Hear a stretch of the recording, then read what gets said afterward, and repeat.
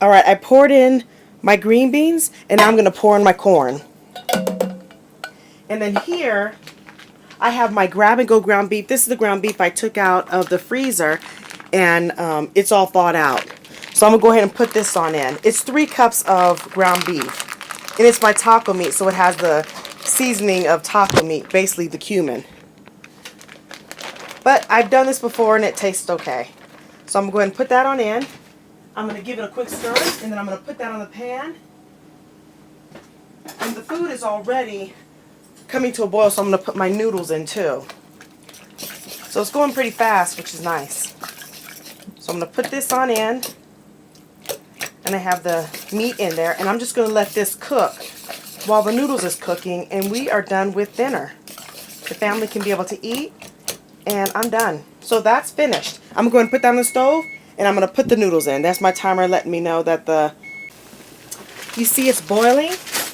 I'm going to go ahead and put inside of my noodles. Normally I would cut the noodles in half, but since I'm using my bigger canner, I'm just going to do it here. You also can use wheat noodles. I'm just not, because I don't have any. So I'm going to go ahead and put the noodles on in. I'm putting them on in. And I'm going to go ahead and cook more than what I need.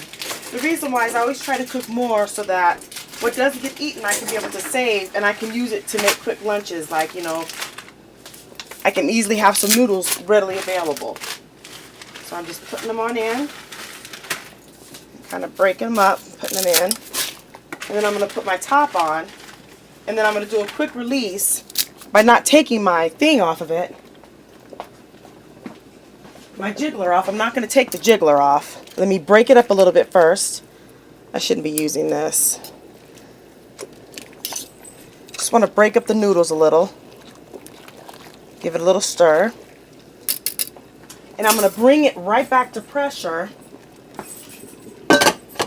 I'm going to bring it right back to pressure. And I'm going to let it cook for 2 minutes. And the reason why I'm not going to do 3 minutes is because it takes some time for the pressure to come out. And I'm going to take the temperature down by putting water on it. You'll see what I mean. So I have this. And I'm going to put this on. And I'm going to let it come to pressure. When I say come to pressure, follow your specific cooker or canner. Bring it to pressure. And once you bring it to pressure, however your counter is, you know when it comes to pressure. Start the timer for 2 minutes. Let it cook. And then after that, we're going to go ahead and do a quick release. Not by taking the jiggler off, this thing right here. We're not taking that off. We're going to move it over to the sink and let all the air out of it. By putting cool water, we're going to let the cool water cool it down. You'll see what. Okay, it's been about 2 minutes. 2.5 minutes maybe. And what I'm going to do now, I took it off the burner. I'm going to start cooling it down. Ooh. Oh, I'm using hot water. No, don't do that. I'm using cool water. Here we go. And I'm going to start bringing the temperature down.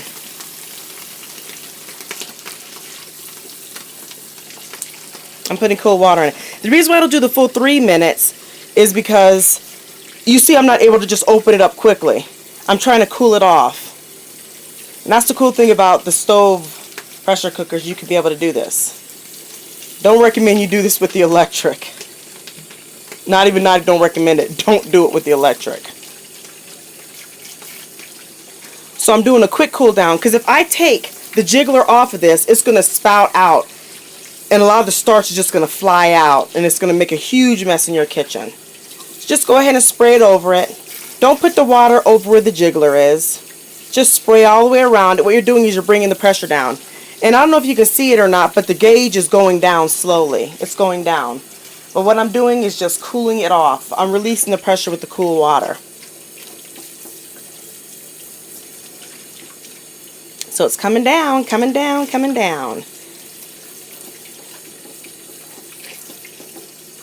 And I underestimated. I thought it would take me 10 minutes to make the spaghetti, but since I made a larger batch of it, it's ended up taking me 15 minutes instead of 10 minutes. And that's still not bad for making dinner.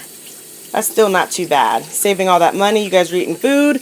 And it would have been a lot healthier, especially, oh, it's done. And the test is, now you can take it off. And it's not squirting all over the place now. Now that it's releasing, and I'll put a little bit more water on it. I don't feel any air there, so I can actually open it up now. It's all done. There's my timer. So it's been about 15 minutes. There's my timer, and I'm going to go ahead and open it up, and dinner is ready. So I'm going to open it on up. I don't know if you can see it. Let me move this a little bit, and you can see me open it. Alright. And opening it up. And the same thing applies. This is a canner I'm using, but you can go ahead and use your cooker. So I'm going to take that off, and I'm just going to get my spoon real quick, and I'm going to go ahead and break up the noodles. Yeah, but the noodles are flowing. They're nice and ready, and they may stick together, but that's why you're using your spoon to kind of break it up. And it's perfect. And I don't want to leave it in the water because I don't want it getting all soggy. So I'm just breaking it up real quick, and then I'm going to get my strainer out, and we have dinner. And I saved money. We didn't eat out. And it's perfect. And I was able to save myself some time. Instead of waiting 10 minutes, I'm able to get this done a lot sooner. And I'm thinking the next time I do it, maybe I'll let it cook for maybe a minute and a half and then take it off. Because it takes, you see it takes a little bit of time, like a minute or two, to cool it down. So I'm going to go ahead and strain it. And alright, here's the noodles here. They're all drained and ready to go. One thing I can be able to do, what they say is put a little bit of the sauce over it. It makes it sticks less. So I'm going to go ahead and do that. I'm going to go ahead and put in a bowl, put a little bit of sauce on it. And dinner's ready. 15 minutes. Okay, I'm going to quickly serve it up. Here is my noodles. And I'm just going to twist it real quick. Try to do like I see on TV. Not successfully. Eek. Well, whatever. They love me, so it's okay. So anyway, just making a couple of plates. So there's that. And then I'm going to give us some of the... Here's some of the chili here. I'm just going to smother it on over it. There we go. Put it on over it. And there's that. And here is a real quick dinner. Took around 15 minutes. You can also see my video on how I made the bread. J. Whitten 31 Italian bread. So you can see how I made that. But this all took 25 minutes, which is awesome. Or I said 25 minutes. I said that wrong. This all took 15 minutes to make. I don't know what I'm thinking. But anyway, here's the food here. It's nice, delicious, and yummy. And it's just a quick dinner. We didn't have to go eat out or anything. We saved a lot of money. And before I go, on behalf of your friends, family, and loved ones, thank you. Thanks for all the work that you do.